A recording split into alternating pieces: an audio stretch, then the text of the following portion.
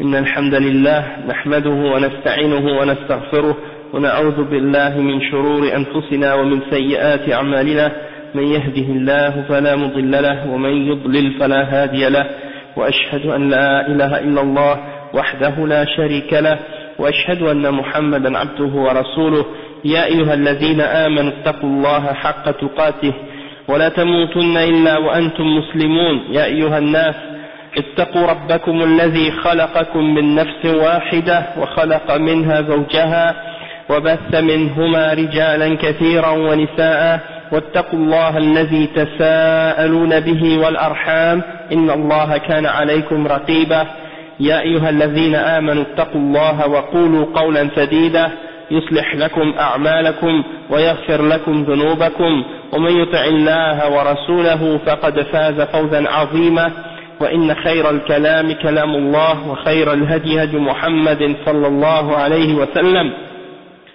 وإن شر الأمور محدثاتها وكل محدثة بدعة وكل بدعة ضلالة وكل ضلالة في النار أما بعد. Donc on commence le cours numéro 11 dans l'explication de Nawaqid al-Islam, Sharh Nawaqid al-Islam. Le Cheikh Salih al-Fawzan il dit هناك شبهات يدلي بها عباد القبور وعباد الأولياء والصالحين اليوم يلبسون بها على الناس، منها أنهم يقولون إن الشرك عبادة الأصنام فقط، أما من عبد غير الأصنام كالذي يعبد الأولياء والصالحين فهذا ليس شركا وإنما هو توسل إلى الله، والله تعالى يقول وابتغوا إليه الوسيلة. والجواب على هذه الشبهة أن الذين قاتلهم رسول الله صلى الله عليه وسلم منهم من يعبد الأصنام ومنهم من يعبد الشجر والحجر ومنهم من يعبد الملائكة ومنهم من يعبد الأولياء والصالحين. قال تعالى ويعبدون من دون الله ما لا يضرهم ولا ينفعهم ويقولون هؤلاء شفعاؤنا عند الله.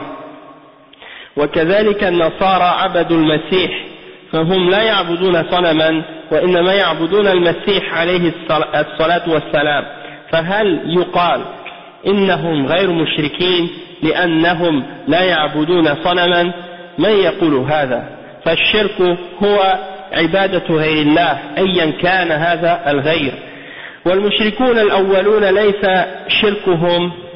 شركهم مقصورا على عبادة الأصنام، بل هم مختلفون في عباداتهم كما ذكر ذلك الشيخ في كتابه كشف الشبهات وفي القواعد الأربع، وهو أن النبي صلى الله عليه وسلم ظهر على أناس متفرقين في عباداتهم وحاربهم جميعا وقاتلهم ولم يفرق بينهم، لم يفرق بين من عبد صنما وبين من عبد قبرا أو شجرة أو حجرا أو وليا من الأولياء، بل قاتلهم ولم يفرق بينهم، فلا فرق بين من عبد الصنم أو عبد الشجر والحجر أو الملك أو الجن أو الإنس، وهذا شيء واضح.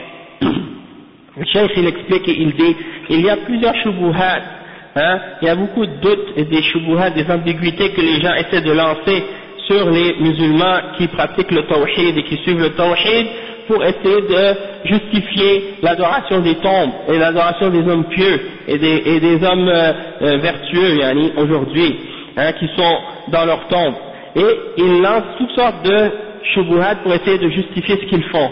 Et ils disent par exemple, comme on a expliqué plus tôt dans un autre cours, que l'adoration, que le shirk c'est uniquement d'adorer les idoles seulement, et que celui qui adore pas les idoles, comme par exemple celui qui adore autre que les idoles comme les hommes pieux et les hommes vertueux et les saints comme ils les appellent, ils disent que ça rentre pas dans le shirk et que ça fait seulement partie du tawassul, le fait de chercher un moyen pour arriver à Allah subhanahu wa ta'ala. Comme par exemple, il mentionne le verset 35 dans Surat Al-Ma'ida, et ça dit wabtaghu ilayhi al-wasila, c'est-à-dire chercher un moyen pour arriver à Allah subhanahu wa ta'ala, dans le sens que parce qu'en réalité ce verset-là, qu'est-ce que ça signifie? وَابْتَغُوا إِلَيْهِ الْوَسِيلَةَ, ça veut dire chercher un moyen d'acquérir ou d'arriver à son agrément en faisant des actes d'adoration pour Allah subhanahu wa ta'ala, et non pas de dire que وَابْتَغُوا إِلَيْهِ الْوَسِيلَةَ, de chercher un moyen en passant par un saint ou un wali pour aller à Allah subhanahu wa ta'ala. Ça c'est une fausse interprétation de ce verset. Et le cheikh il dit que la réponse au sujet de cette shubha, c'est que le prophète Mohammed sallallahu alayhi wa sallam, le prophète sallallahu alayhi wa sallam, il a combattu tous les mouchriquins, ceux qui adorent les idoles et ceux qui adorent les arbres et ceux qui adorent les pierres et ceux qui adorent les anges et ceux qui adorent les hommes pieux et les saints. Il n'a pas fait de distinction entre eux, il les a combattus tous, et il mentionne le verset 18 dans Surat Yunus qui dit « Et ils adorent en dehors d'Allah ce qui ne peut ni leur nuire ni leur profiter, et ils disent ceux-là sont nos intercesseurs auprès d'Allah. » Donc, la même chose que les chrétiens, par exemple, les chrétiens ils ont adoré Al-Masih, ils ont adoré Jésus, le Messie, fils de Marie. Et le cheikh il dit, donc ces gens-là, les chrétiens, ils adorent pas une idole, ils adorent un être humain, ils adorent un prophète, Isa ibn Maryam. Donc, le cheikh il dit, est-ce qu'on va dire dans ce cas-là, ou est-ce que quelqu'un peut dire, ils ne sont pas des mouchriquins parce qu'ils n'adorent pas une idole? Qui dit ça? Qui va dire une chose pareille? Les chrétiens, ils adorent un être humain. Et même si c'est pas une idole, c'est quand même du shirk. Parce qu'on n'a pas le droit d'adorer un être humain. En dehors d'Allah subhanahu wa ta'ala. Et donc, le cheikh il dit que le shirk c'est d'adorer d'autres que Allah subhanahu wa ta'ala. Peu importe qu'est-ce que c'est la chose que tu adores en dehors d'Allah, c'est du shirk. Donc le cheikh il dit que les premiers mouchriquins, leur shirk n'était pas limité à l'adoration des idoles. Certains d'entre eux avaient différentes choses qu'ils adoraient, et ils adoraient différentes choses entre eux. Ils n'étaient pas tous d'accord sur adorer une seule divinité ou une seule catégorie de divinité. Donc, le cheikh il dit كما ذكر ذلك الشيخ في كتابه كشف الشبهات والقواعد الأربع. Le cheikh Mohammed ibn Abdul Wahhab dans son livre Kashf al-Shubuhat et dans son livre Al-Qawa'id al-Arba, il dit que le prophète sallallahu alayhi wa sallam, lorsqu'il est venu dans son peuple en tant que prophète et messager, il a trouvé les gens qui étaient sur différentes formes d'adoration de shirk et d'autres formes d'adoration d'Allah, c'est-à-dire ils adoraient d'autres choses qu'Allah subhanahu wa ta'ala, mais ils n'étaient pas tous en train d'adorer la même chose. Certains d'entre eux, par exemple, adoraient une idole, certains d'entre eux adoraient une tombe, certains d'entre eux adoraient des arbres, certains d'entre eux adoraient des pierres, d'autres adoraient des hommes vertueux, d'autres adoraient d'autres choses, des idoles, des anges, des prophètes, des djinns, des êtres humains, et malgré ça, malgré qu'ils adoraient tous des choses différentes, il les a tous combattus en entier. Il n'a pas fait de distinction entre celui qui adore l'idole, celui qui adore l'arbre, celui qui adore un être humain, celui qui adore un animal. Il les a tous combattus en entier sans faire de distinction entre eux. Et donc ça prouve que c'est pas une shubha qui tient la route, yani, de dire que l'adoration qui est shirk, c'est uniquement l'adoration des idoles.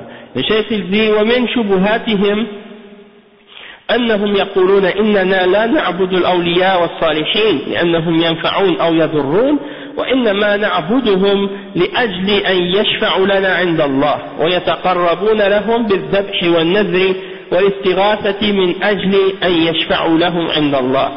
أما المشركون الأولون فإنهم يعتقدون أن هذه الأشياء تنفع وتضر من دون الله عز وجل ويقولون نحن لا نعتقد ذلك ونحن نعلم أنهم لا ينفعون ولا يضرون ولكن اتخذناهم شفعاء.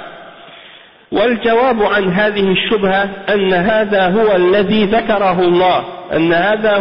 ذكره الله عز وجل عن المشركين الأولين. قال تعالى ويعبدون من دون الله ما لا يضرهم ولا ينفعهم ويقولون هؤلاء شفعاؤنا عند الله.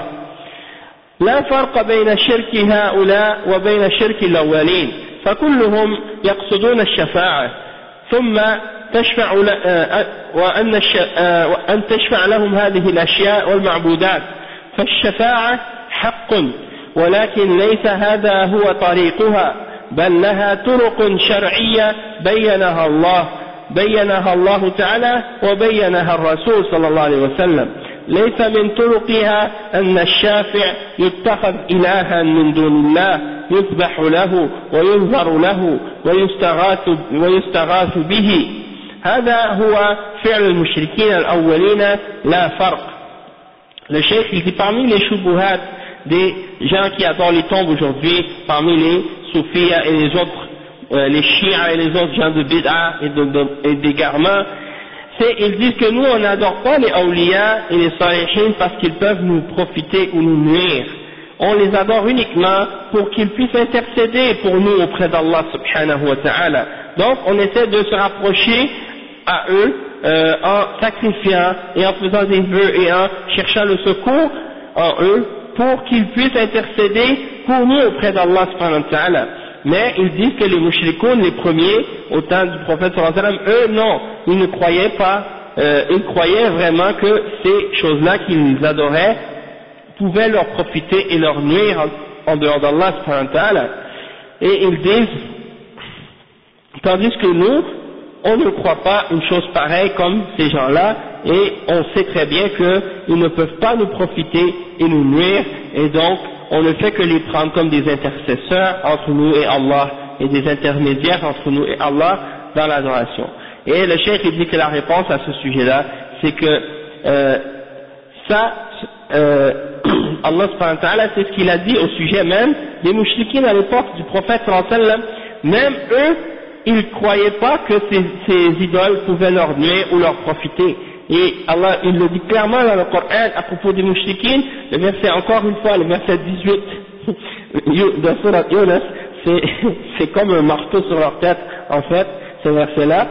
Allah subhanahu wa ta'ala, il dit, et ils adorent en dehors d'Allah ce qui ne peut ni leur nuire, ni leur profiter, et ils disent, ceux-là sont nos intercesseurs. Donc, ils disaient la même chose que vous. Il n'y a pas de différence entre vous qui adorez les saints et les tombes, et eux qui adoraient les idoles dans le but de, soi-disant, avoir leur intercession. Le cheikh dit donc qu'il n'y a pas de différence entre le shirk de ceux-là et le shirk des premiers parmi les mouchriquins. Ils sont tous en train de faire quelque chose dans le but, soi-disant, d'avoir leur intercession, et le cheikh il dit ils cherchent à avoir l'intercession de ces choses-là qu'ils adorent en dehors d'Allah. Et le cheikh il dit qu'il y a effectivement une intercession qui est vraie dans l'islam, toutefois ça c'est pas la façon de l'acquérir. Cette façon dont la façon dont ils procèdent eux pour essayer d'avoir l'intercession, ce n'est pas du tout la façon qui est permise en islam et qui est ordonnée par Allah subhanahu wa ta'ala.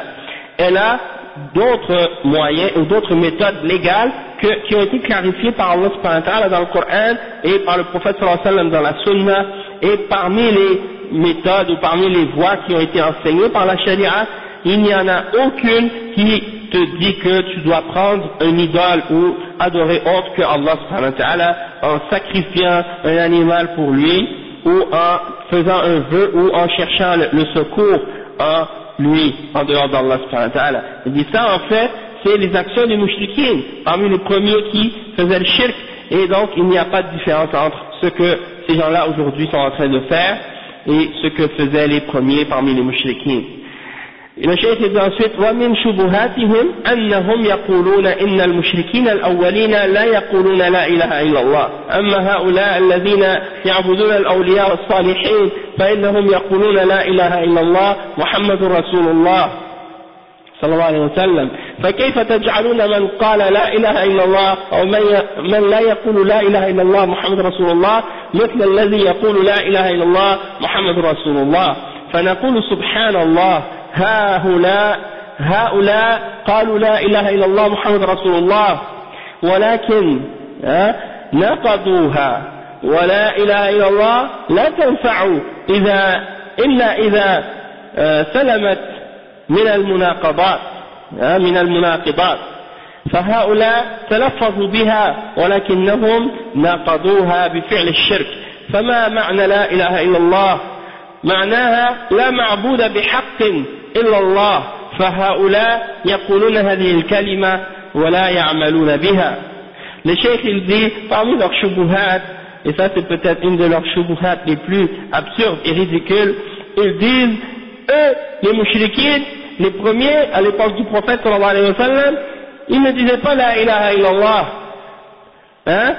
mais ceux-là aujourd'hui qui adorent les tombes et les morts, ils disent la ilaha illallah. Ils disent nous on dit la ilaha illallah Muhammad Rasulullah. Comment vous pouvez mettre à égalité ceux qui disent pas la ilaha illallah Muhammad Rasulullah et dire qu'ils sont pareils à ceux qui disent la ilaha illallah Muhammad Rasulullah? Et le cheikh il répond et il dit subhanallah, il dit vous dites la ilaha illallah Muhammad Rasulullah, puis par la suite vous faites ce qui détruit ou s'oppose complètement à la ilaha illallah. Donc le cheikh il dit la ilaha illallah, le fait de le dire, ça ne va pas profiter à quelqu'un excepté si elle n'est pas détruite par quelque chose qui vient l'opposer, parmi les choses qui annulent sa signification. Donc les mouchriquins, le cheikh il dit donc ceux qui disent ça aujourd'hui, qui disent la ilaha illallah, ils le prononcent, mais ils font le contraire de sa signification en faisant le shirk. Alors, à quoi, qu'est-ce que ça signifie la ilaha illallah? Est-ce que c'est juste une parole qu'on dit avec la bouche? C'est tout? Tu dis la ilaha illallah avec la bouche, et après tu peux faire ce que tu veux, même si ça s'oppose à sa signification. Et qu'est-ce que ça veut dire la ilaha illallah? S'ils savaient ce que ça veut dire, ils ne pourraient pas se permettre de faire ce qu'ils font en adorant des tombes ou en adorant des morts. Donc ils disent la ilaha illallah mais ils ne savent pas ce que ça veut dire. Et le cheikh il explique la vraie signification de la ilaha illallah. Ça veut dire il n'y a rien qui mérite d'être adoré excepté Allah subhanahu wa ta'ala. C'est pas comme certains qui disent il n'y a de Dieu que Dieu. Il n'y a de Dieu que Dieu, ça veut rien dire. Qu'est-ce que ça veut dire? Demandez à quelqu'un qui dit la ilaha illallah, ça veut dire il n'y a de Dieu que Dieu. Demandez-lui qu'est-ce que ça veut dire il n'y a de Dieu que Dieu.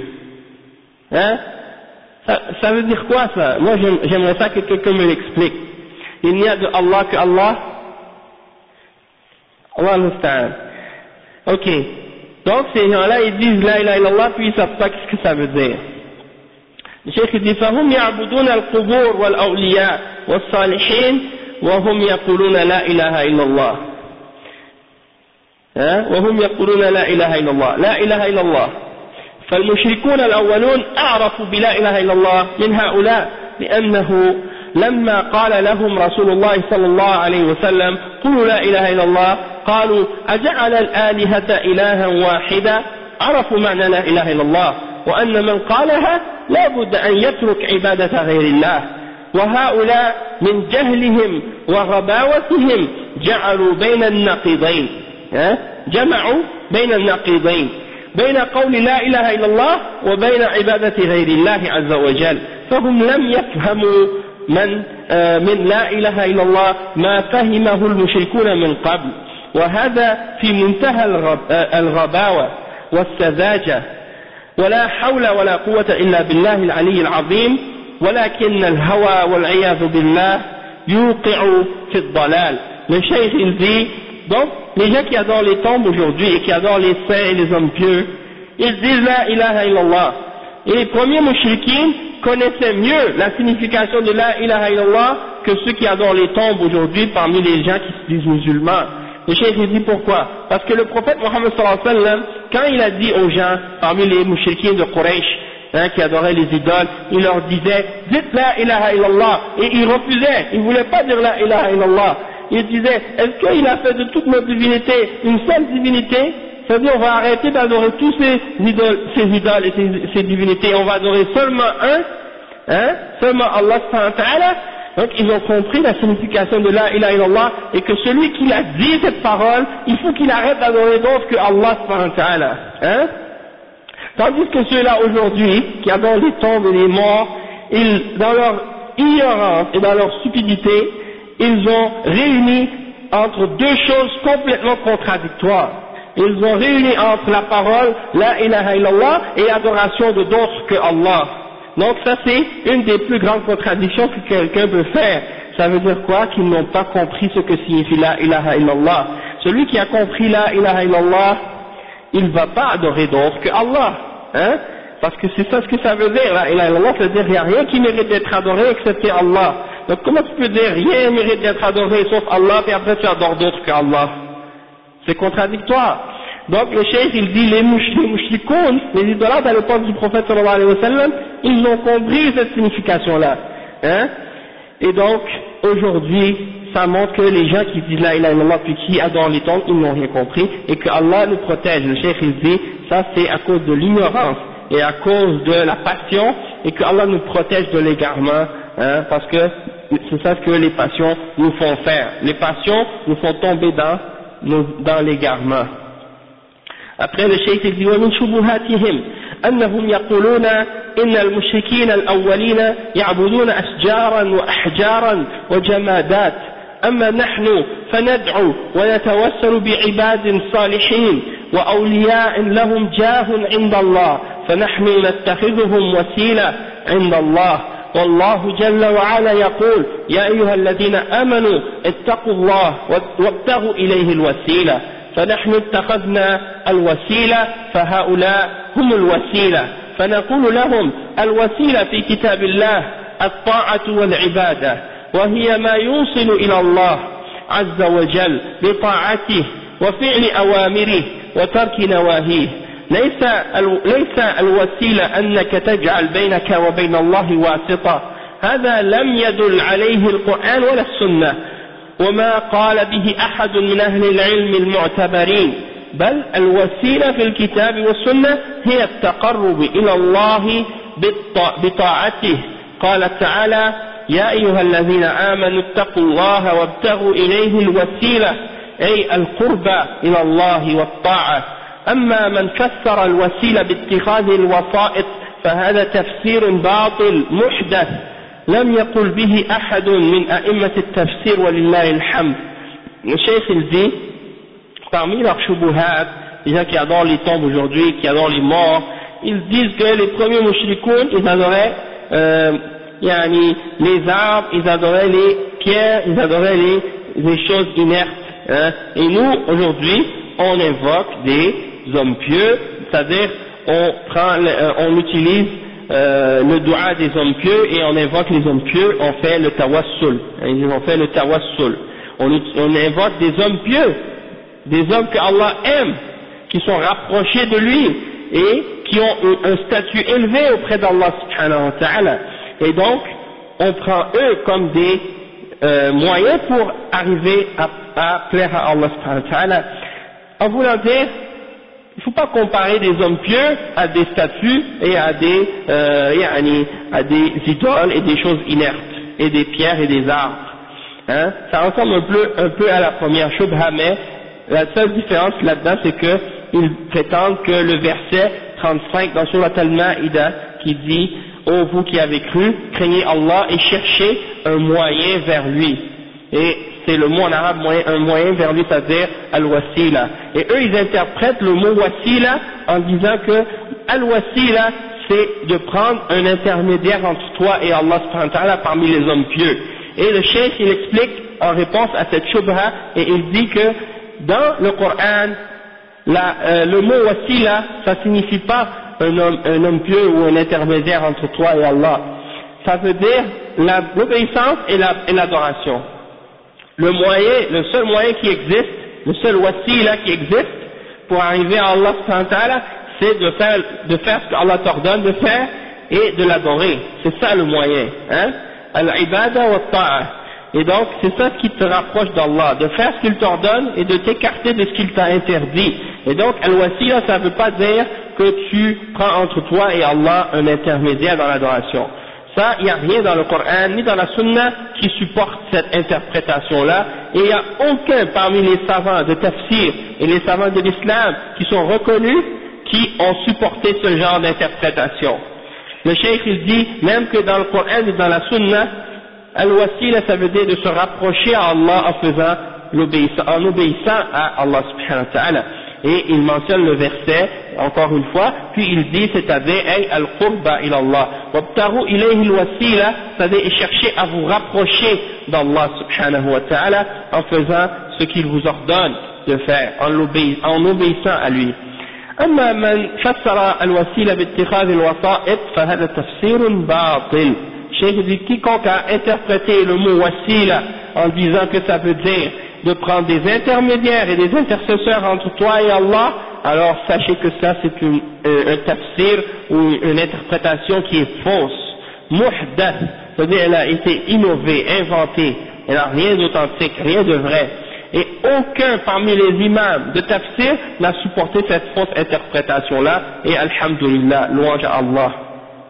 Il dit وعلى كل حال فهذه شبهات داحضة لا قيمة لها ولله الحمد ولكن هي التي يعتمدون عليها وهناك من يعتذر عنهم ويقول هؤلاء الذين يعبدون الأضرحة والقبور يعذرون بالجهل وما أكثر ما نسمع هذه المقالة ونقرأها في كتبهم وأن فعلهم هذا لا يجوز لهم لأنهم جهال. نقول لهم كيف يكونون جهالا وهم يقرؤون القرآن وفيه النهي عن الشرك والنهي عن اتخاذ الوسائط من دون الله عز وجل، فمن بلغه القرآن وهو عربي ويفهم معناه قامت عليه الحجة. قال تعالى وأوحي إلي هذا القرآن لأنذركم به ومن بلغ، فمن بلغه القرآن وهو عربي قامت عليه الحجة، وإن كان غير عربي فيترجم له معناه حتى يفهمه. وهؤلاء الذين يتخذون القبور والأضرحة في بلاد العرب وهم عرب فصحاء ربما أن أحدهم يحفظ كتاب السيبويه ويعرف اللغة العربية والبلاغة ومع هذا يعبد القبور، هل هذا معذور بالجهل؟ Le cheikh il dit que de toute façon il y a toutes sortes de shubuhat et elles sont toutes nulles et elles sont toutes faciles à écraser facilement, alhamdulillah, elles n'ont aucun poids, aucune valeur, alhamdulillah. Toutefois il y a des gens qui essaient quand même de supporter et de se baser sur ces shubuhat qui sont toutes faibles, hein? Et il y en a d'autres qui essaient de trouver des excuses pour ceux qui font ce genre de shirk. Et le cheikh il dit ceux-là ils cherchent des excuses en disant ceux qui adorent les tombes et les tombeaux et les mausolées et les trucs comme ça, les hommes morts, ils disent qu'ils sont excusés pour leur ignorance, et on entend ça très très souvent et on le lit dans leurs livres. Et le cheikh il dit il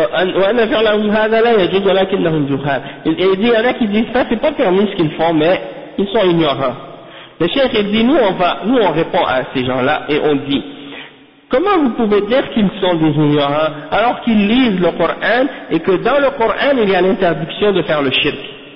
Donc le cheikh il dit, et il y a également l'interdiction de prendre des intermédiaires entre eux et Allah subhanahu wa ta'ala dans l'adoration. Donc comment ils pourraient être excusés et dire qu'ils sont ignorants alors qu'ils ont lu les preuves et les arguments dans le Coran? Le cheikh dit quiconque le livre, le Coran il l'a atteint, et si quelqu'un a reçu le Coran, il l'a entendu, il l'a lu, et il est arabe, et il comprend la signification du Coran quand il le lit, alors la preuve a été établie contre lui. Ça c'est la position que le Cheikh Fawzan prend à ce sujet-là, que celui qui a entendu le Coran ou qui l'a lu et qu'il a compris sa signification, hein, la preuve a été établie contre lui.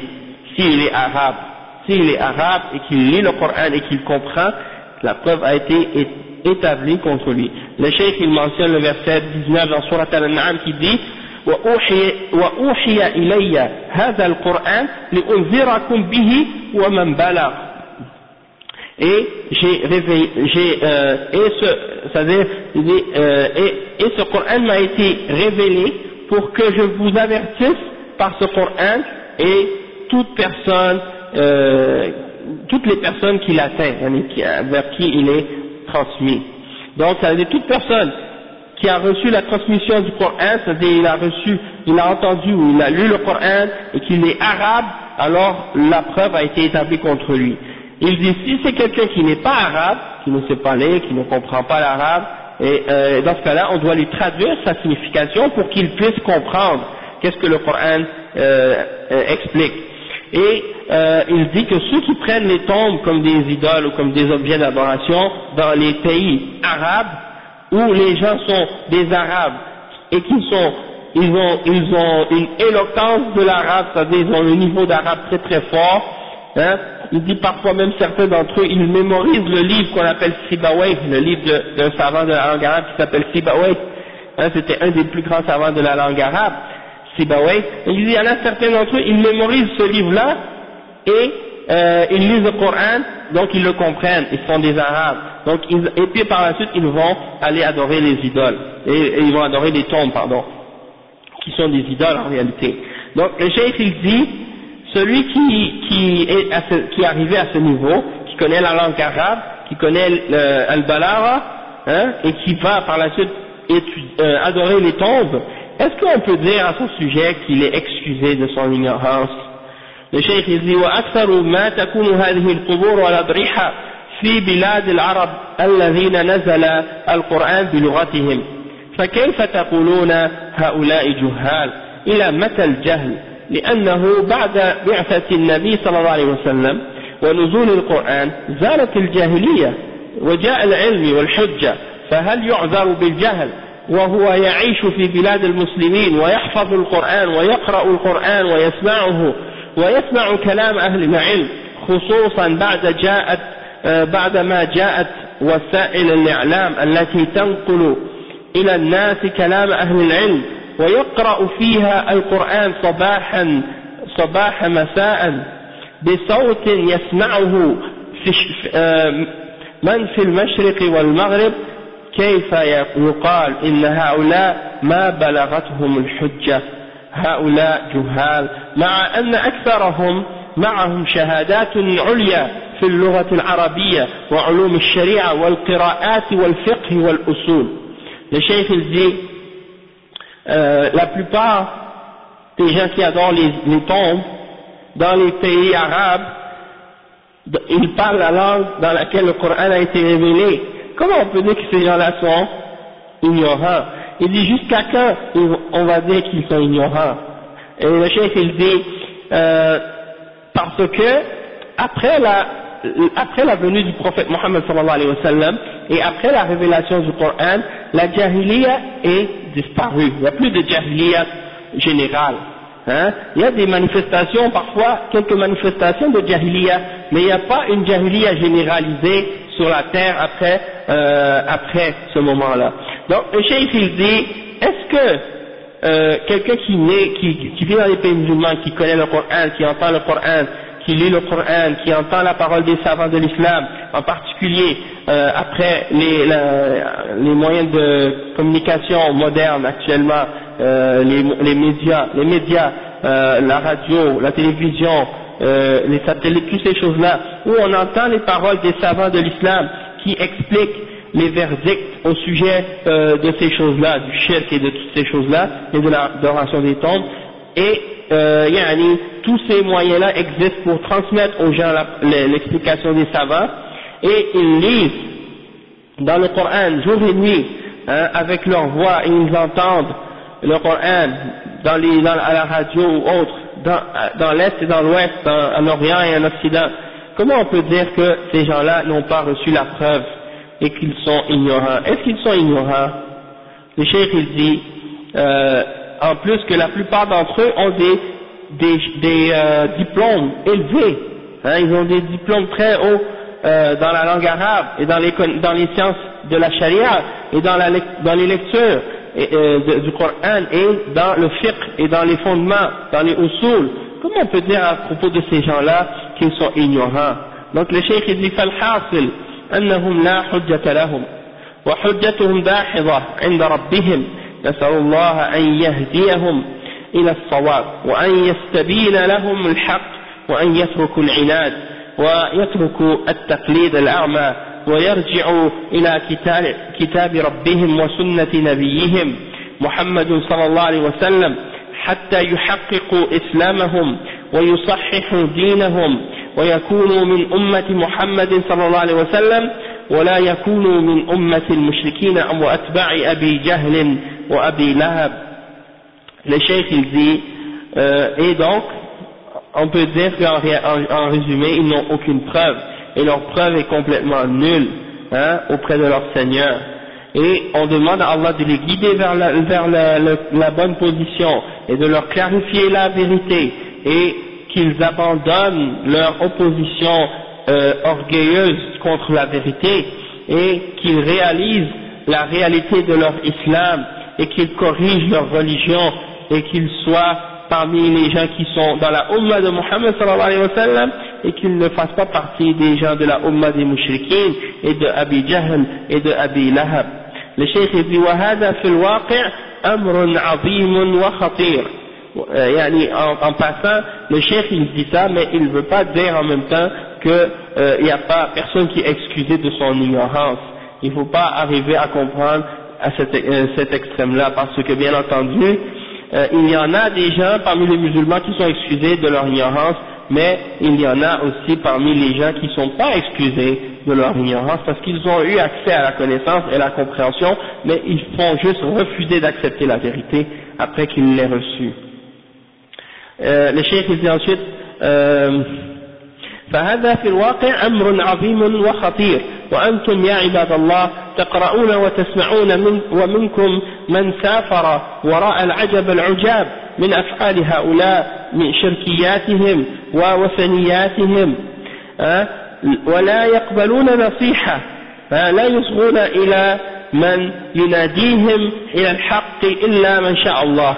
فهذا أمر خطير لا يجوز لطالب العلم والعالم أن يسكت على هذا، بل عليه أن يبين للناس ويوضح للناس ويدعو إلى الله تعالى، ويجب على ولاة المسلمين جهاد هؤلاء حتى يكون الدين لله وحده. Le cheikh il dit que ça c'est la réalité, ça c'est une réalité, et c'est une chose très grande et très grave, et il dit vous, les serviteurs d'Allah, vous lisez, vous entendez à propos de ces choses-là, et parmi vous, il y en a vous avez voyagé dans des pays musulmans où vous avez vu et vous avez témoigné des choses incroyables de ce genre. Qu'est-ce que les gens sont en train de pratiquer comme shirk et comme choses qui sont contraires au tawhid, parmi les formes d'idolâtrie, de paganisme, qui sont pratiquées dans certains pays musulmans. Et quand vous parlez à des gens qui pratiquent ces choses-là, ils n'acceptent pas le conseil. La yaqbalouna al-nasiha, ils n'acceptent pas la nasiha parfois. Donc, vous leur parlez, vous leur dites qu'est-ce que vous faites, c'est shirk, et ils continuent et ils s'obstinent et ils refusent d'accepter la réalité. Et ils n'écoutent pas à ceux qui les appellent à la vérité, excepté celui que Allah a voulu. Et il dit ça c'est donc une chose dangereuse, et il dit que la personne qui cherche la science de l'islam et le savant de l'islam, il ne doit pas se taire à ce sujet-là, il doit clarifier ces choses-là pour les gens et clarifier aux gens les règles de l'islam et les appeler à Allah subhanahu wa ta'ala. Et il dit que c'est obligatoire également pour les dirigeants des musulmans de lutter contre ces gens-là jusqu'à ce que la religion soit uniquement pour Allah seul. وما معنى الدعوة إلى الله ما دمنا ساكتين عن هؤلاء ندعوهم إلى الصدق وعدم الغش في البيع والشراء وعدم الزنا ونترك الشرك ولا ندعوهم إلى تركه، نترك الخطر العظيم ولا نبدأ بالتوحيد والنهي عن الشرك. أما بقية الذنوب فإنها تحت المشيئة، ولكن الشرك لا يقبل المغفرة ولا يقبل المغفرة ولا يدخل تحت مشيئة الله في المغفرة. وكوننا نبدأ بالفروع ونترك الأصل فهذه ليست طريقة الدعوة إلى الله، فإن الرسل أول ما يبدأون أول ما يبدأون بتصحيح العقيدة والدعوة إلى الله عز وجل لا يبدأون بالأطراف والجوانب التي لا تنفع مع عدم التوحيد وعدم العقيدة الصحيحة. Le cheikh explique et il dit qu'est-ce que ça veut dire de faire le da'wah? Il y a des gens aujourd'hui, ils disent qu'ils appellent à l'islam et qu'ils font le da'wah. Mais qu'est-ce que ça veut dire ça, cette da'wah? Qu'est-ce que ça signifie si on se tait devant ces gens-là qui font ces formes de shirk? Qu'est-ce que ça signifie si on les appelle par exemple à dire il faut être véridique, il faut être sincère, il faut dire la vérité, il faut pas mentir, il faut pas faire de la corruption, il faut pas tromper les gens dans le commerce quand on achète et on vend, il faut pas faire le zina, il faut pas faire toutes sortes d'autres péchés. On appelle les gens à abandonner ces choses-là, mais on ne les interdit pas ou on leur dit pas de cesser ou d'arrêter de faire le shirk. Et on ne leur explique pas le danger du shirk, et on ne commence pas par les appeler au tawhid et pour leur interdire le shirk. Donc ça c'est complètement illogique, et c'est ça ce que beaucoup de du'at aujourd'hui, c'est ce qu'ils font. Tu les vois en train de parler aux musulmans, ils leur disent soyez véridiques, soyez honnêtes, soyez justes, soyez des bons musulmans, donnez l'exemple, des choses comme ça, et ils ne parlent pas du shirk, alors que parmi les musulmans auxquels ils s'adressent, il y en a qui croient que d'adorer les tombes c'est bien et que ça fait partie de l'islam et des choses de ce genre. Donc ça montre en réalité que c'est des gens qui n'ont rien compris à l'islam et ils ne savent pas où se tiennent les vraies priorités. Tu les vois parler d'économie, de politique, de social, de toutes sortes de trucs qui sont pas dans les fondements, et alors que les gens sont en train de se noyer dans toutes sortes de formes de shirkiyat. Et ça c'est des choses graves.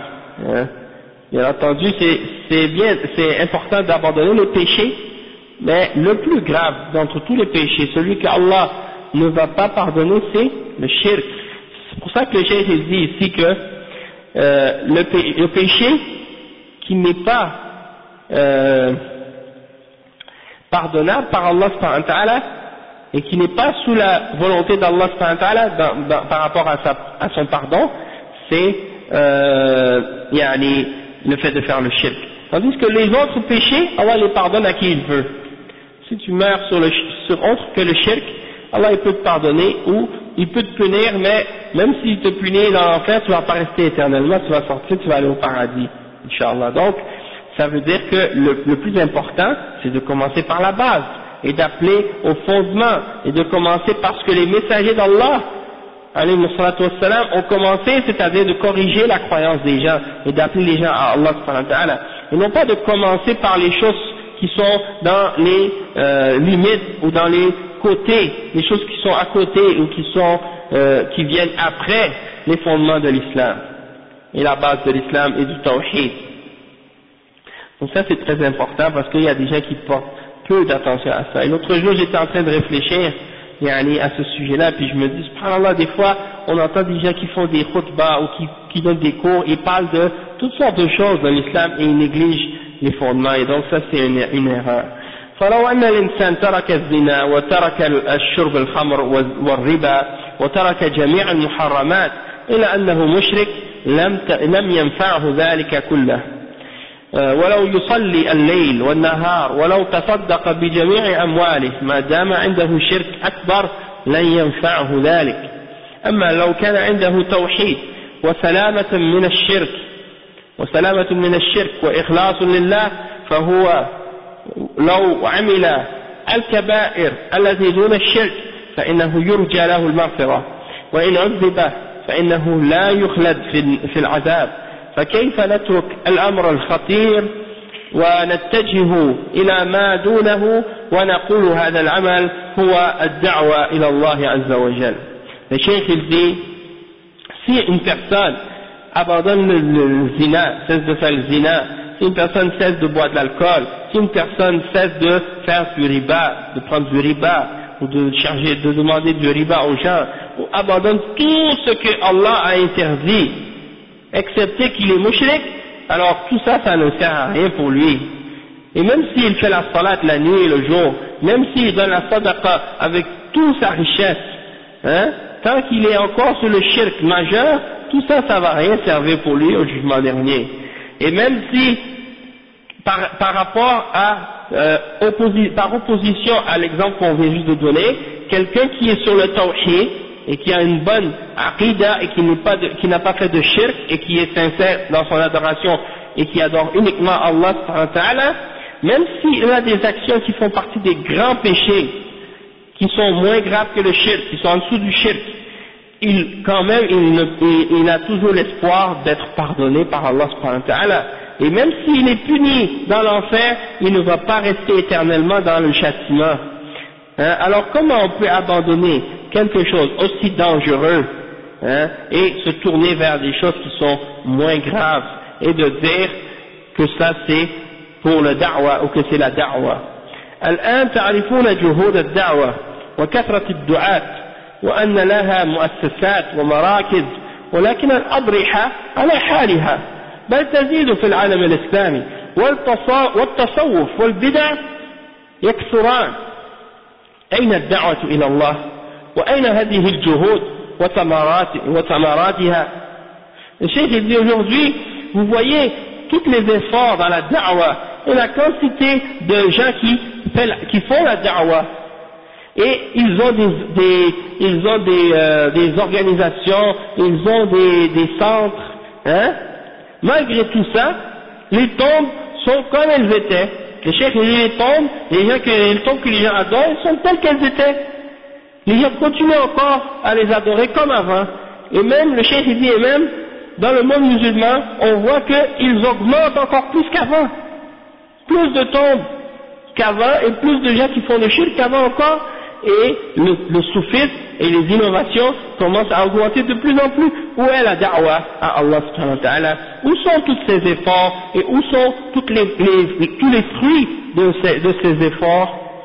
فالواجب علينا أن نتنبه لهذا الأمر وأن ندعو إلى الله على بصيرة، ونبدأ بما بدأت به الأنبياء والرسل وعليكم السلام وهو تصحيح العقيدة ثم البناء عليها، لأنها هي الأساس، وما عداها مبني عليها، فإذا كان الأساس صحيحا كان البناء صحيحا، وإذا كان الأساس فاسدا انهار البناء ولا ينفع صاحبه. أفمن أسس بنيانه على تقوى من الله ورضوان خير أم من أسس بنيانه على شفا جرف هار فانهار به في نار جهنم والله لا يهدي القوم الظالمين. وهذا مثال واضح لمن أسس دينه على عقيدة صحيحة ونية صالحة، ومن أسس بنيانه على شرك وعلى أمور أخرى مخالفة لدين الله. هذا ونسأل الله أن يرينا الحق حقا وأن يرزقنا اتباعه، وأن يرينا الباطل باطلا وأن يرزقنا اجتنابه إنه سميع مجيب. Le Cheikh il dit, l'obligation pour nous donc c'est de faire attention à cette chose et d'appeler les gens à Allah avec connaissance, et de commencer par ce que les prophètes et les messagers ont commencé, c'est-à-dire de corriger la croyance des gens, puis de bâtir là-dessus. De commencer à corriger la croyance des gens, puis de bâtir là-dessus, parce que la croyance c'est la fondation. Et tout ce qui est en dehors de la fondation est construit par-dessus la fondation. Hein, tout ce qui est autre que la fondation est par-dessus la fondation. Et donc, si la fondation est correcte, la construction va être solide. Mais si la fondation est pas correcte et pas solide, eh ben le bâtiment qui est dessus va s'écrouler. Eh ben c'est la même chose pour la croyance d'un musulman. Si sa croyance est solide, sa fondation est solide, alors le reste de ses actions vont être bonnes et vont être correctes, vont être acceptées. Mais si sa fondation est pas bonne, elle est fausse, ses actions vont pas être acceptées d'Allah subhanahu wa ta'ala. Et donc, il mentionne le verset 109 dans Surat Tawbah, dans lequel il y a une comparaison justement entre ceux qui établissent leur bâtiment sur la crainte d'Allah et sur l'agrément d'Allah. Il dit que cela c'est meilleur. Est-ce que ça c'est meilleur ou celui qui bâtit sa construction sur le bord d'un gouffre, hein, et qui tombe avec ce bâtiment dans le feu de l'enfer? Il dit, certes, Allah ne guide pas ceux qui sont injustes, les gens injustes. Et donc c'est pour dire qu'il y a des gens qui ont bâti leur religion sur une base, une bonne aqidah et une bonne intention, et il y en a d'autres qui ont établi leur religion et leur bâtiment sur le shirk et sur des choses qui sont en opposition à la religion d'Allah. Et donc il dit, on demande à Allah subhanahu wa ta'ala de nous faire voir la vérité comme telle et de nous donner la capacité et la possibilité de la suivre, cette vérité, et de nous montrer la fausseté comme étant une fausseté et de nous permettre de nous en écarter. Et il est certes audient et celui qui exauce nos invocations. Donc ça c'est pour le premier le premier point de ce qui annule l'islam d'une personne. Ça c'est la fin de celui-là.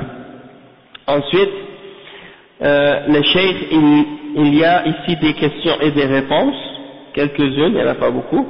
Donc, il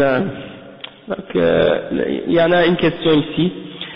Quelqu'un a posé la question au cheikh: التبرك متى يكون شركا ومتى لا يكون؟